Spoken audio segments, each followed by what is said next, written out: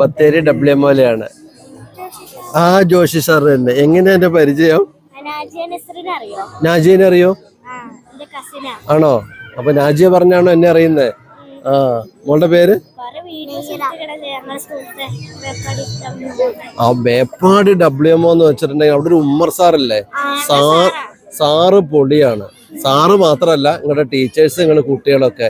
നിങ്ങളുടെ ആ എന്താ പറയാ റിപ്പബ്ലിക് ഡേ അല്ല, എലക്ഷൻ നടത്തിയില്ലേ സ്കൂളിന്റെ? എനിക്ക് ഒരുപാട് ഇഷ്ടപ്പെട്ടു കേട്ടോ. എന്നാ സൂപ്പർ എലക്ഷൻ ഉണ്ടായിരുന്നു അല്ലേ?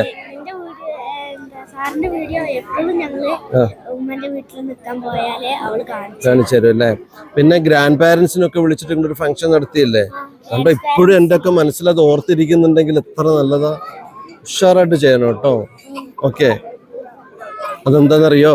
ഒരു കവിയുടെ ഒരു കവിതയുണ്ട്. ആ കവിതയിൽ ഇങ്ങനെയാ പറയുന്നത്: എൻ്റെ ആന, എൻ്റെ ക്ഷേത്രം.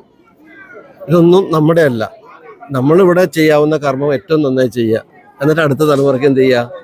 കൈമാറ്റം ചെയ്യുക. അവരധികം നന്നായി ചെയ്യട്ടെ. അങ്ങനെയാണെങ്കിൽ ഈ പ്രകൃതിയിൽ എന്നും സ്നേഹവും കരുതലൊക്കെ ഉണ്ടാവും.